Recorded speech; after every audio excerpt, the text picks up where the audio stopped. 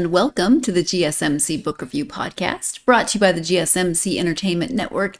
I'm your host, Sarah. As always, delighted to be with you for another episode, another author interview. As we get started, I do want to remind you to please like, follow, subscribe, etc. on whatever platform you're either listening to or watching this episode on. Helps the algorithm, which in turn means that this podcast gets out to more readers such as yourselves, and that is greatly appreciated. Also greatly appreciated if it's something that you're interested and willing to do, you can go to gsmcpodcast.info and leave a tip or donation, however you want to call it, a tip or a donation. You can also leave a question or a comment, and I'm happy to engage with those. But the tips and donations really do help not only this podcast, but the network as a whole. Every bit of support that you give and have given over the years that this podcast has existed is and continues to be extremely appreciated. I appreciate all of your support, whatever form that support takes. But if you do want to support the podcast and the network as a whole in a monetary fashion, you can do so by going to gsmcpodcast.info. You see that in the video playing next to me. You're also going to see that scrolling along the bottom throughout the episode in case you need a reminder. So how is your day, your week going? Here we are, getting close to the end of March, and we finally maybe are past the rain. The rain has been very, very needed, but kind of crazy, as I've mentioned before. And yesterday was lovely. Today was absolutely gorgeous. Oh my gosh. I took the dogs for a walk this afternoon. We walked down to visit the horse, which I haven't seen in a while, and he was so excited. He came galloping around his enclosure, and he was very excited to see us, and that was fun. I've missed him. But the rain, everything's so green, but the weeds and the flowers, because they're really tall, weedy, flowery things, pretty, they look like daisies, but they were up to almost the horse's shoulder. He has this huge field that he runs around in, and he's almost buried in greenery. It was crazy. I don't know if he can eat what's in there, but he's got plenty of other food. He doesn't have to rely on the weedy, flowery, whatever they are, daisy-looking things. Didn't look like he'd been eating them, but maybe. What do I know?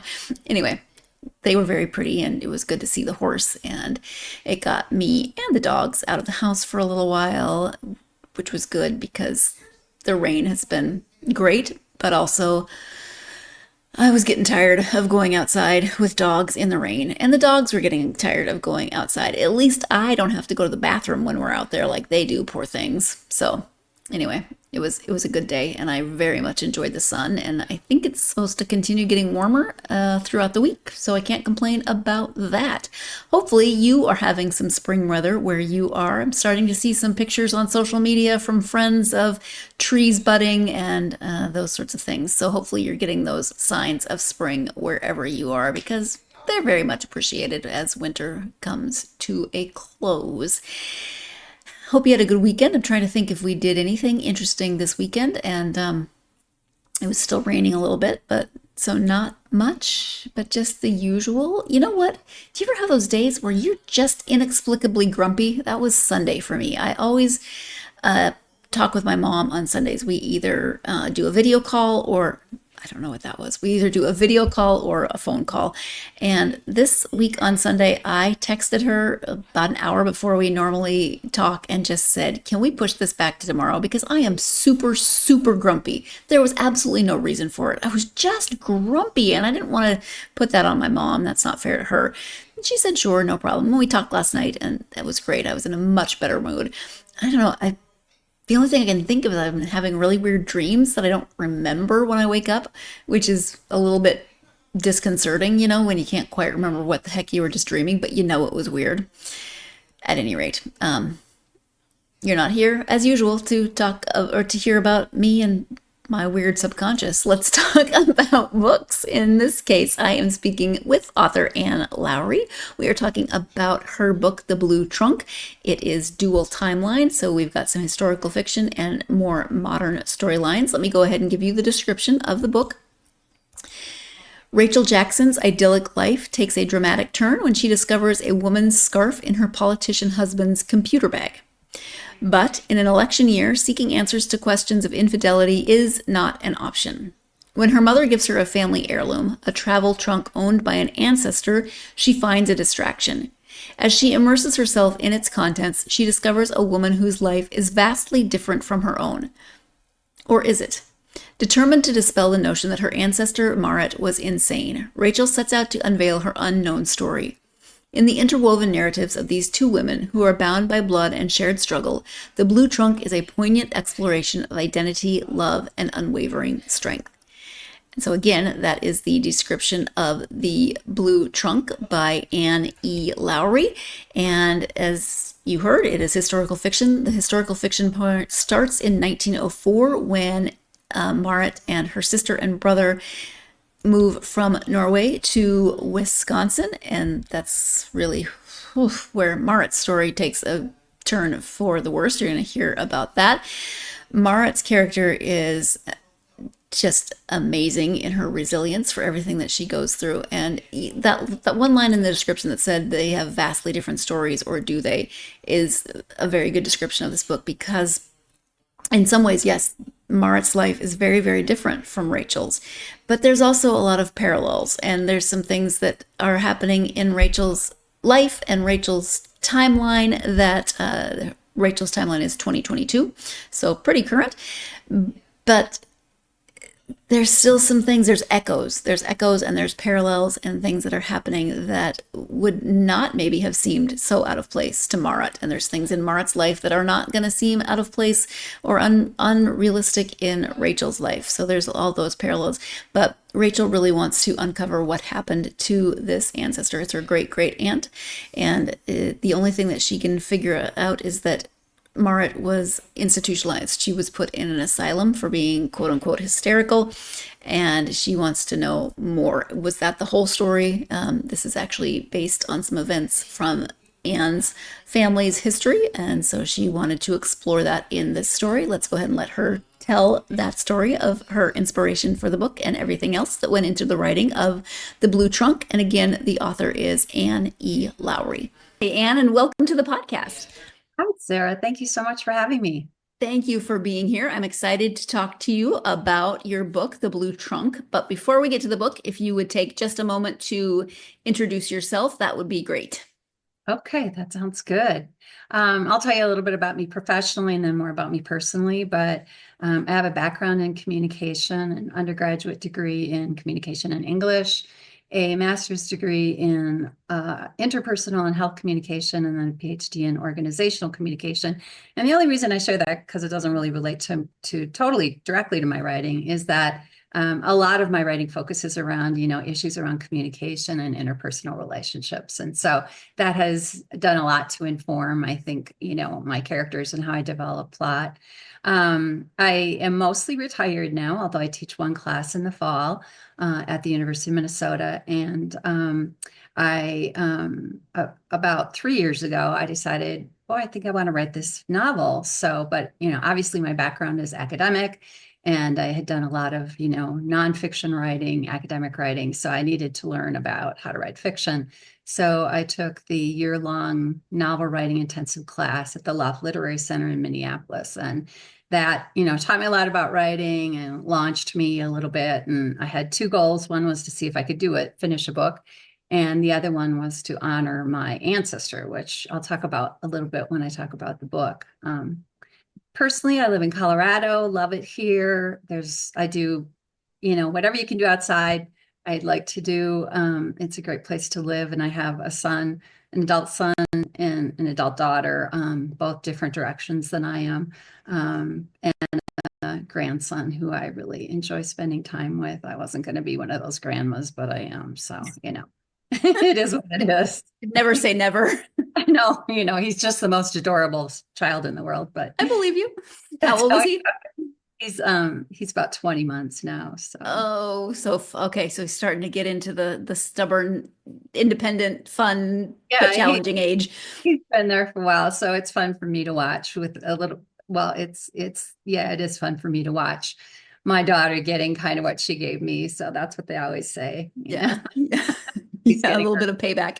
That's nice. So I don't know what's wrong with him. Maybe he's teething or something. I'm like, no, he's in his tooth. He's terrible tooth. Yeah, And which start about 18 months. They say terrible twos, but it's really yeah, sooner than that. So, it started with her when she turned 1. So she's following suit. yes. So the book again is The Blue Trunk. Can you give an overview of the story? Sure. So my mother had inherited this blue travel trunk from Norway.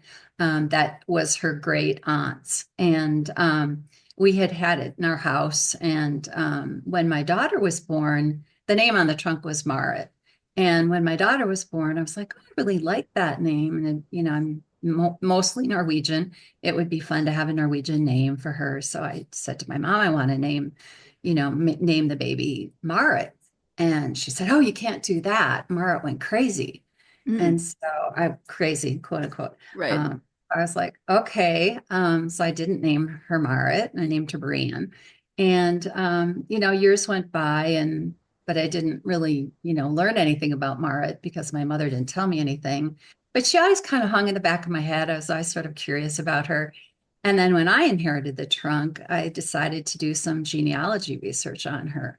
And so I, went on the genealogy sites and started researching her, and I couldn't find anything about her. And she had immigrated with my great great grandmother, and I found a lot of stuff on my great great grandmother. So I thought it was really odd that I couldn't find anything on her.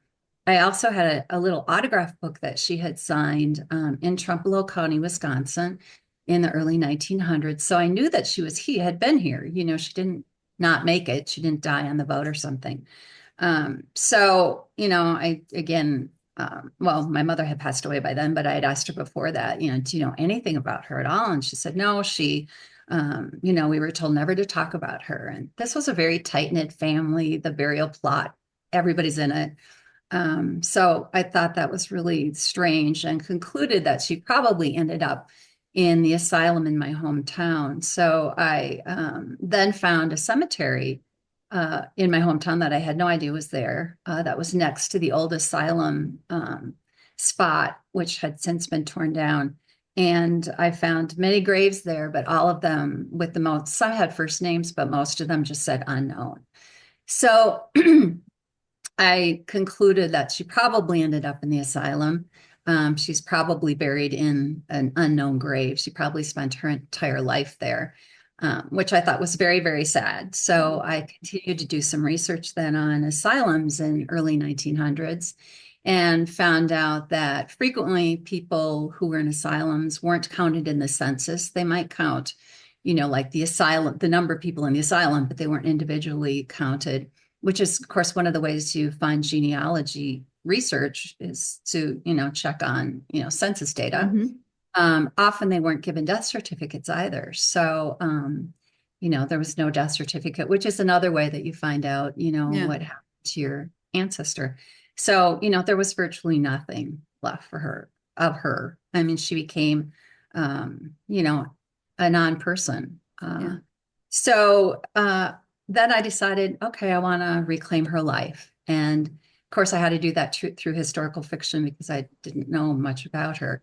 So I started writing the book, and that was sort of the inspiration for writing the book, was to reclaim her life and to, tell people about what happened to people who were in asylums in the early 1900s. And of course, since I've written it, I've had a lot of people reach out to me saying, "Oh, I had a great great grandmother or someone that was in the asylum." So that was the inspiration for the book, and that was how it all started. Yeah.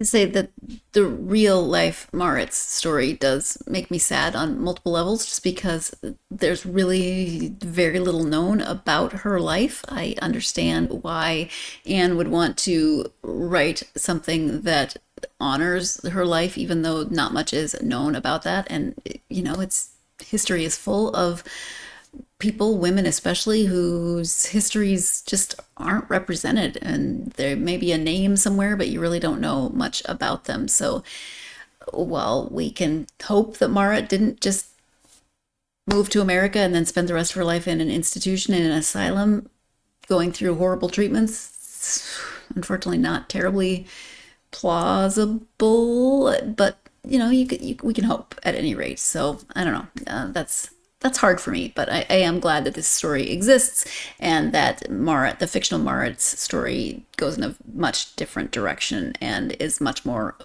positive and hope filled, even though there are some dark and rocky points along the way as well. But we're going to go ahead and take our first break of this episode. When we come back, we'll be talking a little bit more about. Well, my own family is Scandinavian, as I think I've probably mentioned, and there's some stoicism in terms of those Norwegian Scandinavian immigrants. Talk a little bit more about that, among other things. You are tuned in to the GSMC Book Review podcast, and I will be right back. I feel like I'm losing my mind. Is everybody in the world blind? Please, Lord, give me a sign, a sign. I feel like I'm losing my mind. Is everybody in the world blind? Please, Lord, give me a sign, a sign. I wanna be the greatest. Everybody on the fake shit. I look around and feel like everybody is the fakest. I make this every day and I'm impatient, hoping one day I blow up from the basement. Statement, the top is so vacant. I don't hear shit that I think is amazing. Waiting for my day when I'm playing sold out shows for 1,000 faces. Hey, give me that crown, get in my way and to be put down. It ain't your place, all this my town. If I want that shit, then I'll get it right now. I'm losing it, the noose it fits. I'm losing shit, a stupid myth. You choose to live or choose to dip. You choose to fight or lose your grip and lose a gift. I feel like I'm losing my mind. Is everybody in the world blind? Please, Lord, give me a sign, a sign. I feel like I'm losing my mind. Is everybody in the world blind? Welcome back to the GSMC Book Review podcast and my conversation with author Anne E. Lowry. As we get into segment 2, just your second and final reminder to go to gsmcpodcast.info if you want to support the podcast and the network as a whole in a monetary fashion. You can do so by going to that link that you see playing in the video next to me, also scrolling along at the bottom. Every bit of support that you give this podcast, regardless of what form that support takes, is always and always will be greatly appreciated. That link, though, if you do want to go, is gsmcpodcast.info. As we get back into this second segment, before the break, we were talking about Marit, the real-life Marit, and how she inspired the fictional Marit and this book as a whole. Let's go ahead and return to the conversation with Anne. Your experience and what you write about in the book of, we don't talk about her. And my mom's side of the family is Norwegian as well. And just that very stoic, stubborn Scandinavian side, once you don't talk about something, you do not talk about it. Right. Which is sad. And, but also just the fact that there's no census, there's no death certificate, but that they barely had first names for the graves. Like, the people in there had names that, to put unknown is really disheartening. Right. Yeah. And, I did a lot of different research in addition to the typical ancestry sites, but the National Archives site will tell you that if you had a family member in an asylum prior to 1930, it's very unlikely you will find their records, that they've been destroyed. And so, they just, not only did they not count them as human beings, but then they destroyed all these early records. So people really have very little way of tracing ancestry back. And what I also discovered as I went on, when you're talking about your family, for instance, is that, generational trauma, and we tend to think about that in terms of what, Black Americans have had to go through.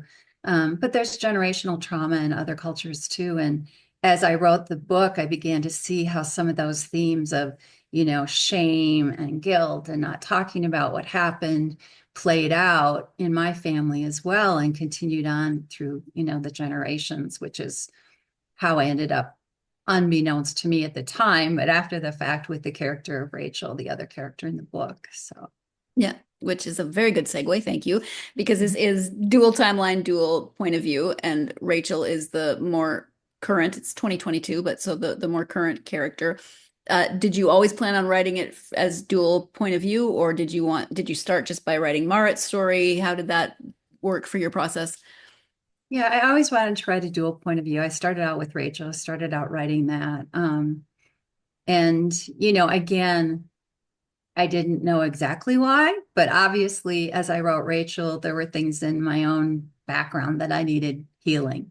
So that was, where Rachel's character came from. And so I'd always wanted to write the dual timeline. My teacher at the loft said, you picked out a really complicated project, complex project. And I was like, oh yeah, that would be consistent with who I am. So, but yeah, so I always had the intention of doing a dual timeline. And then there's a lot of, there's similarities in their experiences. Obviously not exact, but there are a lot of parallels. And so did you, again, start out by writing those parallels, or did they just kind of form as you wrote each storyline? Yeah, the parallels formed as I wrote. They, again, there was more probably going on subconsciously than I was aware of, but I obviously wanted to connect these two stories. So there were some pieces that I created, but a lot of it happened organically. So, yeah, I wouldn't say I started out in the beginning and said, well, Rachel's going to be this and Marit's going to have this, and this is how they're going to connect. I'm not a writer who sits down and writes out a complete outline of my book. I'm a quarter into a new one. And, I've tried that this time because it was a little bit harder to come up with some of the plot of it. And I can't do that. I have to sort of have this organically go. And part of the point of view thing, one thing that was intentional about was I did write Rachel in the first person and then had Marit as a third person so that I could, when the reader, I was also very aware of how complicated this could get for readers. And I've had a little feedback that it wasn't, had a little feedback from my mother-in-law, for instance, who said it was a little complicated, but the back and forth story. So I tried to, assist that by doing different points of view between the two stories. Yeah, it's first person, third person, but also present tense and past tense. Did you ever get a little confused for yourself as you were writing? Pretty much every day. Yeah. It's like, wait, now where am I? What am I doing? Yeah. Right. Yeah.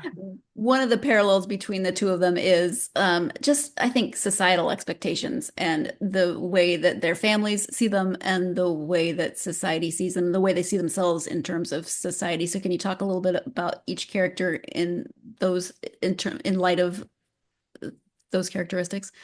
Yeah. I mean, one of the things I wanted to do in the book was, I didn't want it to be a Debbie Downer book. In fact, it's got a happy ending. It's got a good ending. But I did want to point out the fact that the journey of women, while more severe in the case of Marit versus Rachel, has not really changed that much, that women still are dealing with challenges around identity, challenges around expectation from society, as you said, and, gender norms for how they should behave, which also then I brought in my character Blake. So yeah, I mean, I tried to draw those parallels and definitely talk about how they both had those struggles of identity and what their role was and where they fit. And then also I wanted to write two characters who were resilient, but not just resilient alone, but resilient with grace. And so I wanted to, obviously have them go through some things, but then come out on the other end as, strong women who had endured and still had grace in who they were as people. Yeah. Especially for Marit, the fact that she goes through what she goes through and still manages to have any sense of optimism is pretty amazing. Right. Yeah. And she ends up with some good people in her life, which I think help, really, she ends up with a lot of unpleasant people in her life, obviously, but she also has some good people who help her. But ultimately, it's her strength, it's her resilience. And, and I think about the Marit that I wanted to recreate. And I think about what somebody would have had to do to go through living her life in an asylum. And, I don't know how long she was there when she died, but one would have to have that kind of strength to do that. Yeah. Another strong theme, especially for Marit, but with Rachel a little bit as well, is that concept of found family or created family. And so did you start out wanting to bring that in, or did it evolve as you were writing? that was probably a little more intentional than it definitely evolved as I wrote. But when Marit goes to St. Paul, she finds a family in some ways there, and I think that is really, again, instrumental when she meets strong women who create for her a model of who she can be.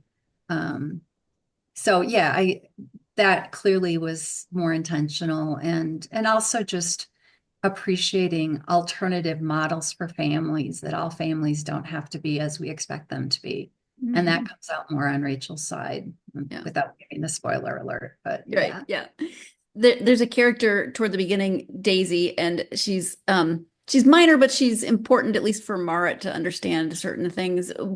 Is that based on anything? Did that come up in research? Because she's really interesting. Yes, a real person. So Nice. it was a real person in Eau Claire, Wisconsin. I changed her name and some of the details of her life, but her name was actually Maud Phillips. She was a poet and an adulteress, and was quite an interesting character, and ended up being committed to an asylum as well in real life.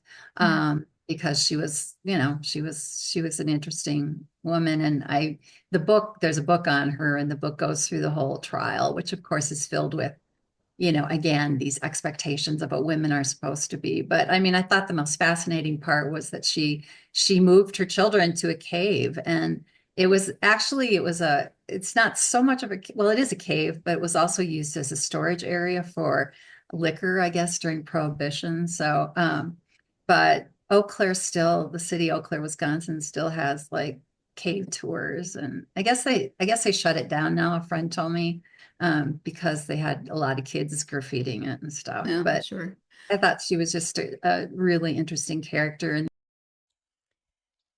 Maud Phillips, who the character of Daisy is based on, as you were just hearing from Anne, I think I need to do some more research on her myself, because she sounds really interesting. Unfortunately, she, like Marit, was also put into asylum for various reasons. That was kind of the answer for a lot of things in terms of women's health. Let's say it wasn't women's health, but it was a way of controlling women, obviously. But Daisy is not a huge character in the book, but very important in a lot of ways. And I thought she was a really fascinating character. I wish she and the person that she was based on had a better outcome than what happened in terms of a trial that ended up with her being committed. But there you have it.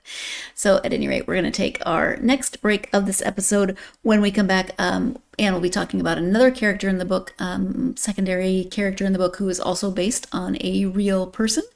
When you are tuned in to the GSMC Book Review Podcast, and I will be right back.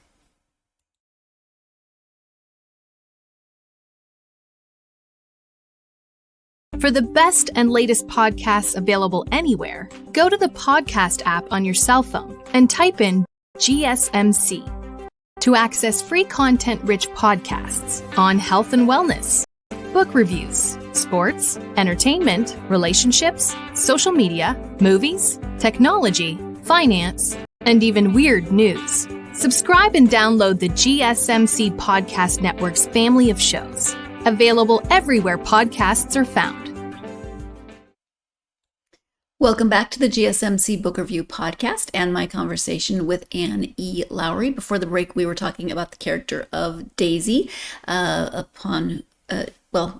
she was based on a real historical person called Maud Phillips.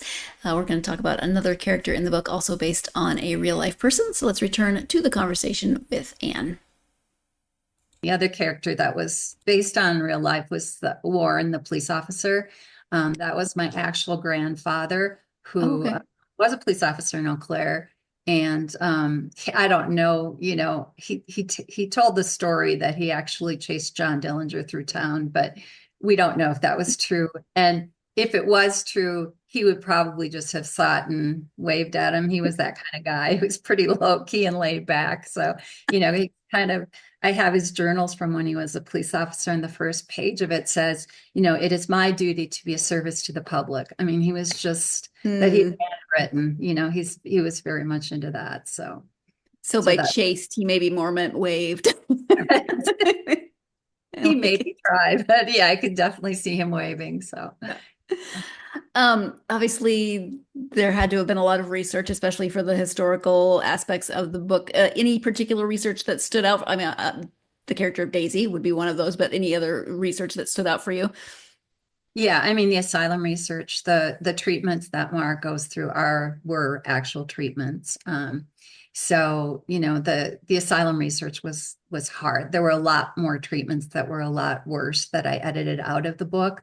Um, especially for women with hysteria, which was the primary diagnosis in those days. And you could have hysteria if you had, too much emotion, or if you didn't want to have sex with your husband, you could be called hysterical.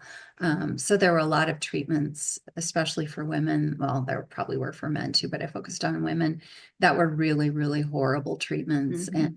And, so that was research that was difficult to do.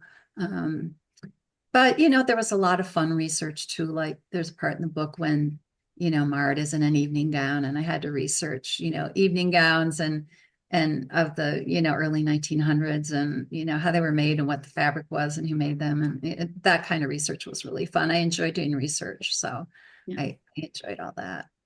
Have you been to Norway? I have been to Norway, yes, a couple times. Nice. So yeah, I haven't.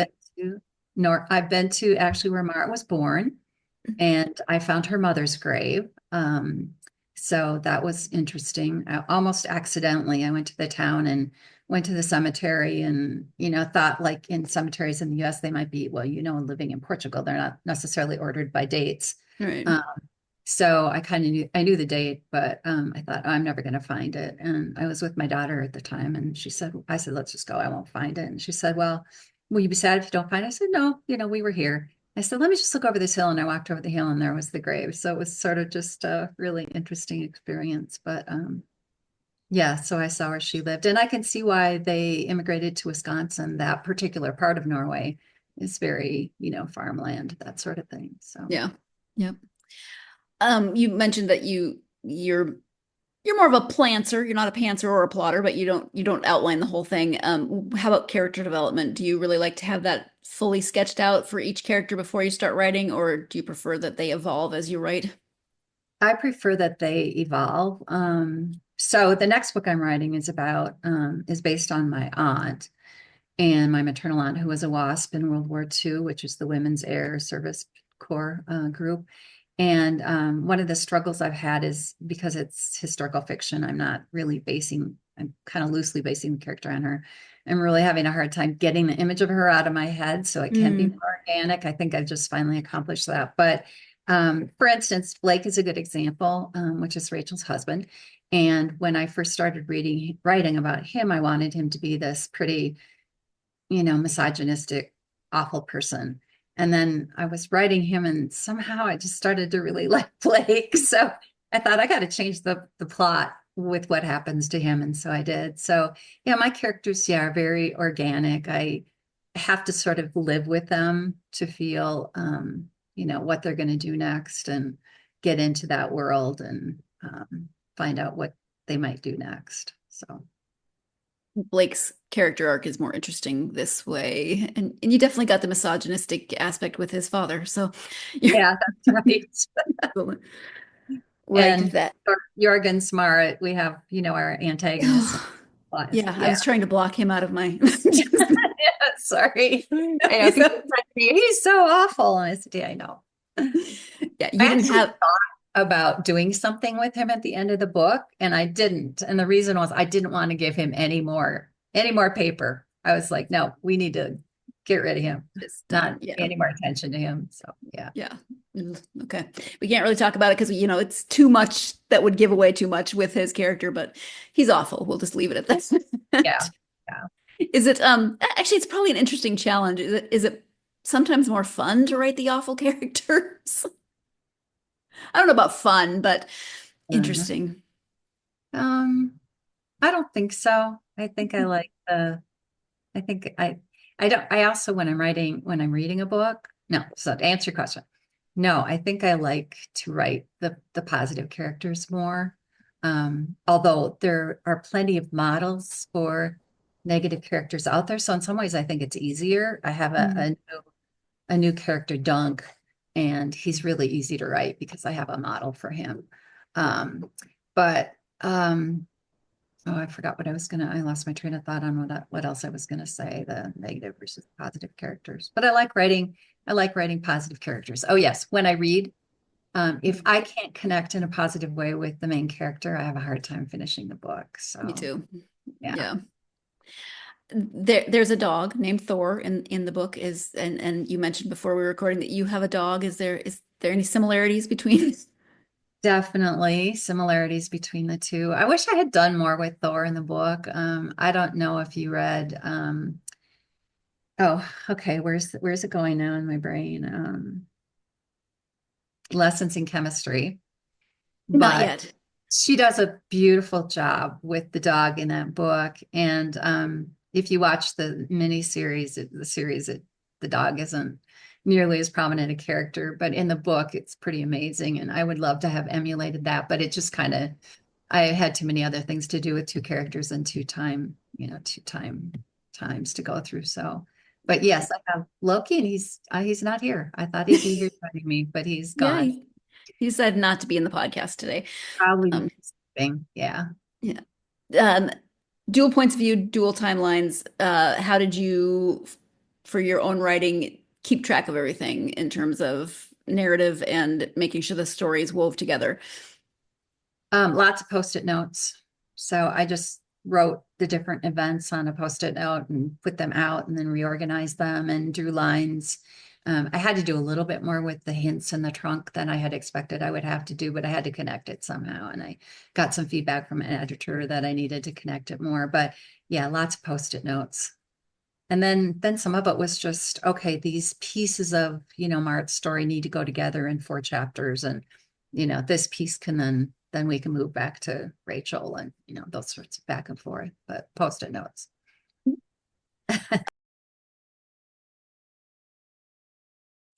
I love Post-it notes. I don't have many anymore since we've moved. I haven't really bought any here. And the cube that I bought, I actually bought this really cute, large cube. They're not Post-it notes. They have sticky, just pieces of paper, which is fine.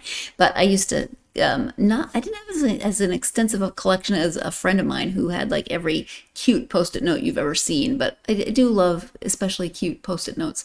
That was a ramble about Post-it notes. I really just meant to say that Post-it notes are a helpful and sometimes often effective way of organizing, and I like them. But I rambled, as I am known to do. Let's take our final break of this episode. When we come back, Anne will be talking a little bit more about her current work in progress. You're tuned in to the GSMC Book Review Podcast, and I'll be right back.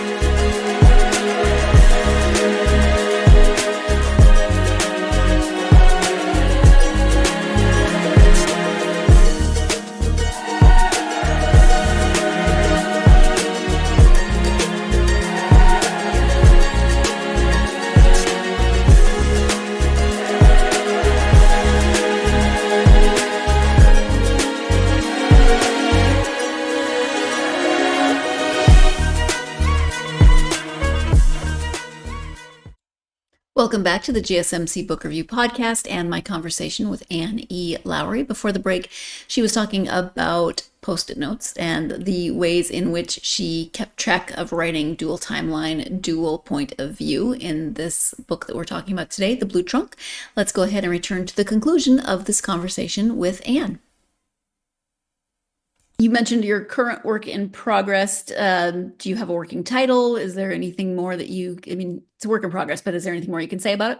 Yeah, I mean, it's at this point it's called Dragonfly Wings, and I don't think it's going to stay with that, but dragonflies fly a lot. So anyway, it's based upon four women friends. There's a main character who's based kind of loosely on my aunt, who were wasps in World War II. And if you're not familiar with that program, they were the women who transported planes between, across the country into different coasts. And there were 25,000 of them who applied for it. Only like 1,800 were accepted, and then only just over 1,000 actually made it through the training. So this was a pretty elite group of women pilots. 37 of them died in service to the country, and they weren't considered, military. There was an attempt to go through Congress to have them be a group of the military, and it was voted down. So they didn't get any military benefits or anything after veterans benefits after they left the service. And then the program got fairly not controversial, but it got to where they weren't needed anymore, partially because there were enough male pilots and the war was ending. And so these women were basically just like, okay, go back to being a wife and a mother and, a housewife and that sort of thing. And so I'm following, the story's about four women, and there's some pieces about the flying and the wasp part, but a lot of it's really about what happens to people, women in this case, when, they've been given all this training, all this power. I mean, my aunt flew a B-17. It's a huge plane, huge, heavy plane. Given all this power, all this, authority, and then are basically said, go be a housewife, go be a, mother, wife. And a lot of them tried to continue to fly, but they couldn't get hired as pilots. So that's the story. I want to tell that story. I think it's an important one to tell, especially right now when, the Defense Department is erasing a lot of history of both, Black and people of color, Black and brown people, and also women from the history within the Defense Department. So I think that's an important story to tell. So I'm excited to continue to write that. Thank you. From your own experience, because you've written nonfiction, a lot prior to writing your first novel, what piece of advice would you give someone who's considering writing either maybe historical fiction or even like a piece of their own family's history? Well, first of all, understand what your goal is. The downside of trying to write anything right now is trying to get it published. So it's really hard to get something published right now. There are a lot of books out there, a lot of authors. So, be prepared for an uphill battle if you want to get published. You want to get an agent, you want to get published. That's really challenging. But, the upside is if you love writing, follow your dream. I love to write, and it has to be about the art and about the craft. And when you're done, in spite of whether you get published or not, you still can honor the work that you've done. And you're contributing to the craft, and you're contributing to, society by the statements that you've made. And so, just kind of part of it is sort of hang in there, but don't let the industry defeat you as a writer. It may defeat you in other ways, but don't let it defeat you as a writer.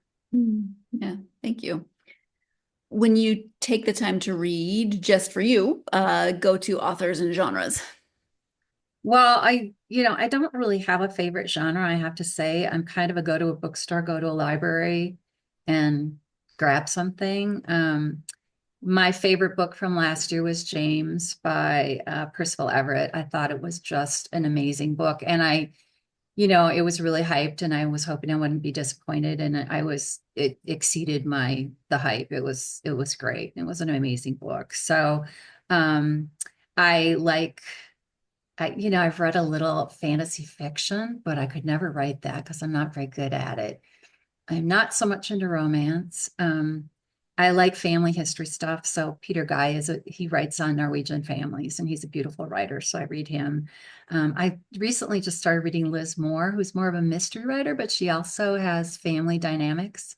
So I've been reading her too. So And then I'll pick up I do a lot of audiobooks that are nonfiction just because I want to learn about things. So, and I've kind of gotten into some memoirs lately too. So, Chandra Rhimes' memoir is really fascinating and interesting. And actually, so was, and I can't remember her name. The book is I Want What She's Having, comedian Chelsea Handler. Handler. Yeah. Yeah, that was really good too. Actually, I really quite enjoyed that. So. Oh, okay, interesting. I never quite know how she's going to be in interviews. So I'm interested that you enjoyed the memoir, because I would picture something slightly more aggressive or not aggressive. Out there, but she's fun, and Yeah. that particular has a lot of just sort of life stories in it that I thought was really interesting. Nice, interesting. Thank you. Yeah. You have a website, so if people want to know more about you and the book, give your website and any social media that you're active on. Okay, AnnLowry.com, so www.annlowry.com. I have a Facebook page for those of you on Facebook, which is Ann Lowry Author. I'm on Instagram, but I don't do very much on it, to tell you the truth. So, and I also am on Blue Sky, but the Blue Sky posts are political. So if you don't want to know my politics, don't find me on Blue Sky. If they've read the book, I think they're going to have a fairly small understanding of your politics. They shouldn't be surprised. If they are surprised, shouldn't be surprised. And I put a lot out there lately. So yeah. Yeah. Well, there's a lot to put out there, unfortunately. And is there anything that we have not covered that you wanted to make sure you highlighted? Yeah, no, I think this is great. It's been really fun to talk to you, and I appreciate you taking the time and appreciate you reading my book. And yeah, so good. Well, you're doing good work. Thank you. I appreciate that. And thank you so much for also taking the time. I know you're busy, so thank you for talking to me. I really appreciate it. Sure. Thank you. Thank you to Anne for joining me to talk about The Blue Trunk. I really appreciate it, of course. And if you are a fan of historical fiction, dual timelines, dual points of view, this is one that you will definitely want to check out. I think both characters of Rachel and Marit have a lot to offer as protagonists, as someone that you will find a lot of reason to resonate with. I personally liked that not a lot of the book takes place in Norway, but that's where it starts. And there are 2 other visits to Norway by different characters. I appreciated seeing that little glimpse of a bit of my family's own history, not the same place that my family is from, and I have yet to visit Norway, although it's definitely on my list. But I appreciated that. And then just, there's a few food references sprinkled throughout that were near and dear to my heart as someone with Norwegian heritage. So I appreciated that. But moreover, I really appreciated the way the 2 stories were woven together, the way Marit's and Rachel's stories, as I said, sometimes paralleled each other, sometimes kind of intersected in ways of similarities with their own experiences and the paths that their lives took as characters in this story. So, as I said, if you're a fan of women's fiction, if you're a fan of historical fiction, dual timeline, dual points of view, then this is really one that you will want to check out. There are some darker elements to the book simply by the nature of a lot of Marit's storyline and some of Rachel's storyline as well. But ultimately, I think it is, as Anne mentioned, more of a book of hope. It does have endings that have a lot of promise for both characters, a happier ending for the fictional Marit than the real life Marit, we're assuming. And Rachel's, we don't get closure on everything for Rachel, because her story is ongoing past the end of the book. But again, there's a lot of hope and a lot of optimism for not only Rachel, but the character of Blake and Rachel's, their relationship together, etc. So a lot of good things to say about the dual points of view. Oh, there's the old man dog. You don't see him very often. It's usually the puppy that wanders through, but he was just eating dinner. So you get a rare chalupa sighting. Yes, his name is Chalupa Batman, for those of you who have not met him before. I didn't name him.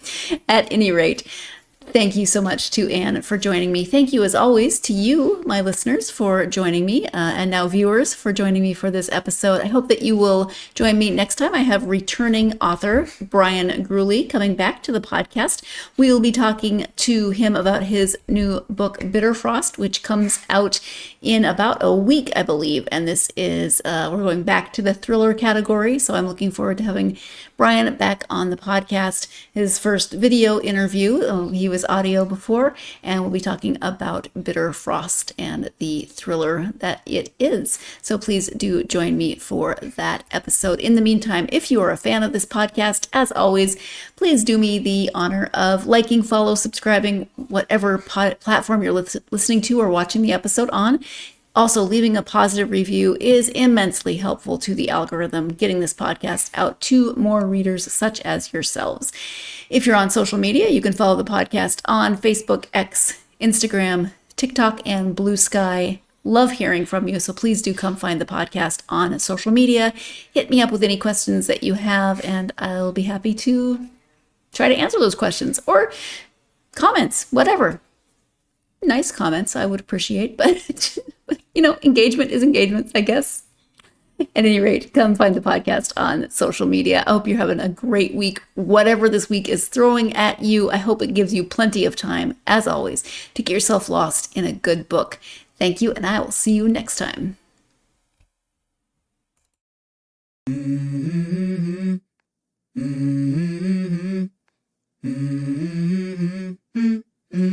Let's go. I wake up to a little bit of drool on my pillow, feel like it's gonna be a bad day. Yeah, I'm tired of shit, and the coffee ain't hit yet, damn, ain't that great. I don't wanna go to